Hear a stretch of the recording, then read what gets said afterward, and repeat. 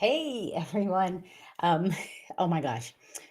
It's spring break and I'm just loving this time off. And I figured I would just have a little fun showing you some ideas and prompting on ChatGPT. Some other days I might go over Canva or Midjourney and some other AI platforms that are free or paid for online. And the reason why I'm doing this, the reason why I'm on YouTube, the reason why I'm on TikTok, the reason why I'm on Instagram is because we have students that are going to go live. We have students that are and children that have parents that are allowing them to do this, and they need examples of how to put out helpful information, positive information, and uh, anything that can at least make them feel good about themselves in a safe environment. Because what we don't want is we don't want to have students going live online and putting content out there that's inappropriate and their parents not knowing. So that's one of the reasons why I'm trying to really work on my practice on YouTube, Instagram, TikTok, Facebook, just so that I, as an administrator, or and to be an exemplar for other administrators and teachers, so that if they put things out there, they know their students will have an exemplar to follow. So that's one of the reasons why I'm doing this. But I'm also doing it so that I can share AI, artificial intelligence, and have conversations about what people are doing, especially teachers, and using ChatGPT for themselves. I know there are many districts that are not allowing students to use it. And I don't blame them, because what we don't want students to do is use it to as a transaction and actually do the work for them. So I'm doing this so that it is supportive, it's helpful, and it allows you as an educator or a parent to use it to help inform you and or help your own child do maybe better or edit something or give them some creative ideas. Now I am aware, just like I said yesterday and on some of my other videos, that people are going to use ChatGPT to cheat. We don't want them to do that. I'm also aware that when artificial intelligence first became evident and available for teachers and students, we're just going to go with the late 1900s, 1994 and 95, when search engines were available. And I talked about this a little bit yesterday. And the reason why I talked about it was because educators need to have the ability to be trained and have access with professional development. There is this assumption that if it's available, people should just know how to use it. Not everybody just wants to go out and learn it. They want someone to help provide this information so that they're good at it. And I think universities should get in front of it to help the next pre-service teachers know what to do with it. And then there are universities out there that are letting students use ChatGPT not only to help them come up with better ideas, but there is a professor that if you YouTube, I want to say it's either Harvard or Yale.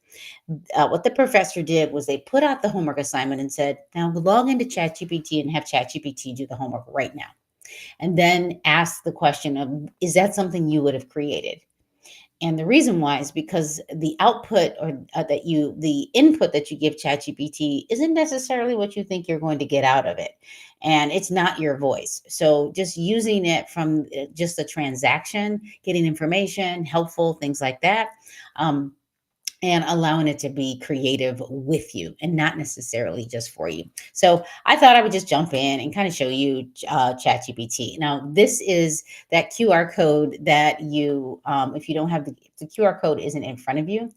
Let me put that QR code back up there. The reason why is because if you want these, I have a free download that you can have access to, but these are some of the prompts that I created that I realized that, man, if I had this as a principal or as a teacher to help guided parent-teacher conferences, because sometimes you don't even know what to do.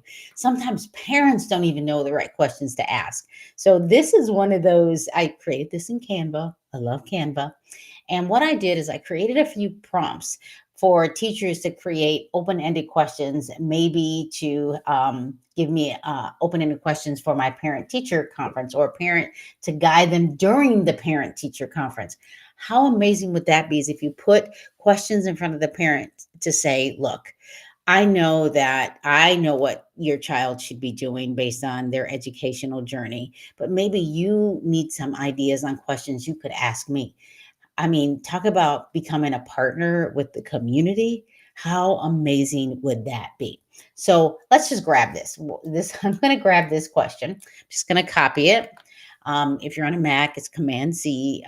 If you're on a PC, it's Control C. And then we're going to go right here into ChatGPT, and I'm going to throw it in and I'm going to paste it. Now, there, you see that there are brackets. It says, give me open edited questions for my parents to guide them during a parent teacher conference. These will be questions that parents, let's just fix that. Um, and by the way, ChatGPT doesn't care if it's spelled wrong, that parents can ask me the grade, put the grade in here, that parents can ask me, the fifth grade teacher, questions the student can ask me as well. Like, and honestly, this doesn't even make sense, but I know it works. Let me show you why. Here's a list of questions. This is what ChatGPT can do for you. So, could you imagine? And you can have this prompt: how does my child participate in class? What are my child's strongest and weakest subjects, and why? Now, I would change that to challenges. Can you share examples of my child's work that you found particularly noteworthy? These are just questions that you could have. Do you know those of you that interview in California? What I've noticed when I have gone on interviews, they put the questions in front of you. Why can't we do that for our parents? Why? Why? Like, this is amazing. What can we do at home to support our children's or child's learning? Are there any areas of concern regarding my child's behavior or emotional well being? Questions the parent can ask you as the educator. This to me is kind of fun. Like, these are things that you can put in front of parents. Look, questions students can ask their teacher. When I taught middle school in Illinois, I was at what we call the middle school concept style of learning, meaning there I was on a team of teachers. I was the science teacher. We had a history teacher. This was eighth grade. We had a computer science lab. We had a reading teacher. We had an English language arts teacher, and we had an algebra teacher. And we were all in this one area where it was like we were all on the perimeter, and then we could all come into this big pod area. We shared our students, like we all had the same students. I had all of maybe 23 or 25 students in the classroom. I know. I had 55. I had almost 55 in my class here in California. I don't know how I did it. A lot of grading. Anyway, we had student led conferences. We taught students how to lead the conference. They had maybe their portfolio, but wouldn't this be amazing if you could give this to the students before the conference with their parent? What subjects do I do best in, and why do you think that is? What can I do to improve in whatever area? They can insert word here. So this gives them the opportunity to have a conversation. It's a state standard, speaking and listening. Gives them an opportunity to contribute to the conversation. And it also gives parents, most of the time, when I used to walk into conferences as a principal or even as a teacher, I was doing a lot of the talking. I don't want to do a lot of the talking.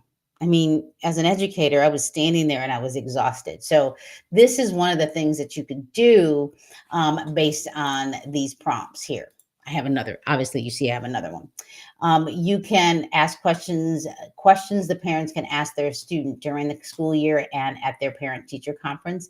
PD, let's just grab this. It says, I would like to provide professional development for my teachers regarding the above questioning guide. This will be an hour session. I want them to learn how to create the questions using ChatGPT. Let's just throw that in there. Let's just look. Um, this is this is grade 11 pre-calculus. Let's just try it. Let's see what happens, because it's been a while since I've done this.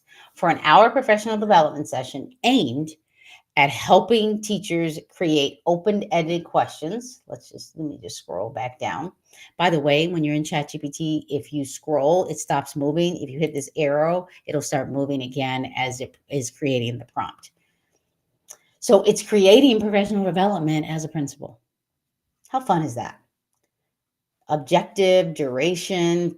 I don't know that I would have a projector. Probably have a panel or anyway, computers or tablets with internet access to ChatGPT, handouts with examples of open-ended questions, flip charts or whiteboards. I do like flip charts. I do like those big whiteboards. Introduction, demonstration tells you what they are, like live demonstration on how to use ChatGPT to create open-ended questions relevant to grade 11. And here's what I've learned with ChatGPT. First of all, with anything in education or in anything that you're practicing, you practice doesn't make perfect. Practice makes proficient over time. Practice is a way to guide you. Nobody's perfect. The whoever coined practice makes perfect, shame on us, right? No, that doesn't work. But you can, as an exemplar, if you while you're in ChatGPT, this could be a lot. You just like, I don't even want to start there. One of the things you could do if you are new to ChatGPT is you can click on this new chat. By the way, this is my sidebar. It saves all my chats here. I can close the sidebar. And let's say I just want to just play around with ChatGPT. It's not as fun as other websites, but to me, this is clean. I like it. So I could suggest fun activities for a family of four to do indoor on a rainy day. I might just want to just select that just for fun. Like, what is it going to tell me? Oh, by the way, it's talking to me by my name because I put that in my settings. And my settings are down here. Board games, marathon, DIY craft session, indoor camping. Yeah. Those of you, do you remember playing with your cushions? I used to love that. Let's see. And feel free to chat. Feel free to chat because I can see those chat messages too, especially if you're on YouTube or Facebook, wherever you are, because I'm streaming on in four different places. Yoga or exercise sessions, art gallery at home. Oh, that's fun. I like the science experiments. Do you know that there's so many things you can do at home with science. Yeah, it's messy, but why not? Um, I, I like the mess. I like the mess because there's learning in the mess. Movie marathon. Yeah. During COVID, I watched all of the Star Wars movies. But so this is kind of fun. By the way, if you're in Illinois, did you know it's snowing? It's nice and sunny outside right now here in California. I'm just saying. So let's just go back. So like we could go. I'm going to go to 3.5. This is the free version. Here's the big difference. Paid version, I could upload something right here. Free version, can't upload. So if I wanted to suggest fun activities to help me make friends in a new city, now let's see what it happens. I feel like I'm still new in California, even though I moved here in 2006. But I started teaching right away. I mean, I didn't experience all of California. I could tell you where Sacramento is, and San Francisco, and LA, and San Diego, and Huntington Beach, and Disneyland. I mean, I had to learn that. But there are just things that I haven't experienced. So maybe I can throw in activities in California. So join a club or group, attend local events and meetups. I do like that one. So it just for fun, you could just start throwing things in there just to learn about what to do in your area. But I wanted to show you this. Let's go to 4.0. Watch this. Create an image of California in the summer in Huntington Beach. 4.0 has DALL-E attached to it.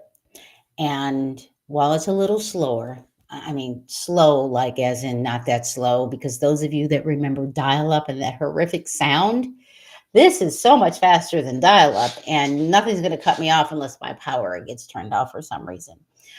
But this, it will spit out an image. And okay, If you're in California, that's Huntington Beach for real. Like that's the pier. Wow. Look how beautiful that is. This is what you can do in ChatGPT 4.0. Here's an image depicting a vibrant summer day at Huntington Beach, California. And yes, by the way, I can select it. Oh, what is that? That's new. I can download it. Ah, select area of image to edit. Oh, that's new. That's totally new. I don't know what's happening, but let's just see what happens. Wow. Enter edit selection. Wow. Wow. That's new. That's totally new. Information, it gives you information about it. I can copy it. Let me just close it out. Um, give me a header for my LinkedIn account. I am a science teacher. I am a science biology teacher. Let's see if it does it. And of course, it doesn't take as long as you think, but it is thinking, but I'm fully impressed with ChatGPT, with what the capabilities of what it was doing in November of 2022 compared to what it's doing now, and all the add-ins and plugins that it'll do. Now, it spelled biology wrong. I saw that immediately, but it tried. I'm going to tell it, you spelled biology wrong. Either keep the words out or spell correctly. Let's see if it'll do it. But I could get rid of that. I could download this and throw it into Canva, for example. I mean, wow. I mean, the DNA that it created, I just, wow. This is really impressive. It has a virus up here, molecular structures. I don't know how correct they all are, but let's try again. It's thinking. Now, when that happens, let's just go back. Let's see what it did. And let's give it sometimes, no software, hardware is perfect. Let's see if it'll fix it. But that's pretty impressive. And I may have timed it out by clicking outside of it, but this is really a cool way to think about the creativity that your students could use. Now, on my phone, I have this same ChatGPT or OpenAI's app, and I can talk right into it. Imagine if you had a 3 or 4 year old that wanted to ask it a question. Singapore, for example, they have 3 year olds that are asking ChatGPT questions. And I mean questions that I would not have even thought of at my age to come up with. But for example, let's see if let's see, I'm here to help. Okay, let's see. Recreate the image. And while it's doing that, the one, first of all, I hope that you will try this. I hope that you'll jump in and just kind of play around with it. But there are things as educators, parents, the things that you can do, things that you can ask it. And I actually can be in this on 2 different screens if I wanted to. I do have free versions attached to my other Google accounts just so that I can demo it without it wanting to revert to 4.0. But let's see. These words aren't spelled right, but maybe it's pretending that's that person's name. But I wanted to tell you that one of the things that you'll find, there's no error. There was maybe a response, a written response, that you have to be cognizant also of ChatGPT's bias. Because watch this. Create a beautiful young girl skateboarding. What do you think will happen? And the reason why I'm showing you this, especially with the bias, is because the image that I have in my mind isn't necessarily the image you have in your mind. And I'm not saying what ChatGPT is putting out is incorrect. We have to be aware that the people that are programming ChatGPT, they are programming it based on their own information, implicit bias, explicit bias, and it's not with purpose. This is a dilemma that we have to consider. And first of all, this is an absolutely wonderful photo. But your definition of beautiful and my definition of beautiful, it, it's beautiful. Let me be clear. The shoes are beautiful. Like I love the look at the details. Skateboarding, and it's a girl that you may not have thought of skateboarding because my image totally was different. I mean, I absolutely love this photo. But let's now a beautiful young girl. Um, Let me put African here. Let's see what it does. So sometimes we have to be aware that we have to tell it what we want. And the idea of beautiful, we know beauty pageants, everything else, people just have their definitions of beauty. And we have to push ChatGPT to do what we want it to. Just like if you were using Midjourney, where it creates images for you as well, you have to push it. I mean, because I can create images in here and be very, very, very specific. Okay, that's awesome. Um, I could be very specific and I could use the same image, for example, and see what happens. So I'm downloading this image. I'm going to upload this image and say, use this same image of the, let me put it in here, beautiful African girl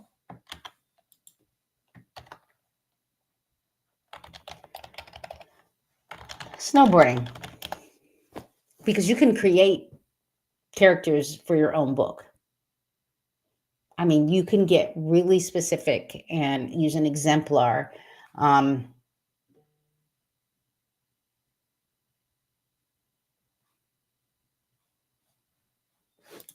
yes, use the same image of the girl and create her snowboarding.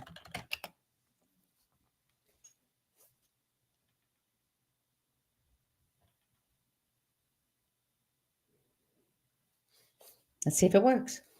How fun is this?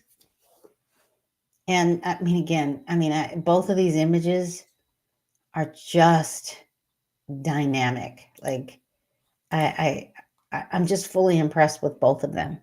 Like what a conversation piece to put in front of students to have them have this conversation.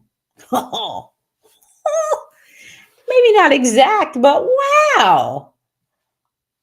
Like, wow. Now notice that like these this image and this image have more of a almost an NPC, a non-player character style, or where they look like they're in a video game. But this last one, she looks almost real. Like, would you even know that this wasn't a real person? And by the way, I'm loving the outfit that they created. I'm just loving it. So, I mean, if you are, interested in those prompts that I created, there are two of them. I have the 10 ChatGPT prompts that if you scan that QR code, you can get these prompts and then the other ones. And I might fix that one since I have a spelling error in this first one, or just it's weird. Anyway, and you know what? I'm so appreciative of you hanging out with me. I will save this. You can come back to it. It'll be about 25 minutes long, but you have to give it about an hour before it is available to you. So thank you so much for hanging out. I appreciate you and enjoy the rest of your spring break if you are on spring break. Have a great day.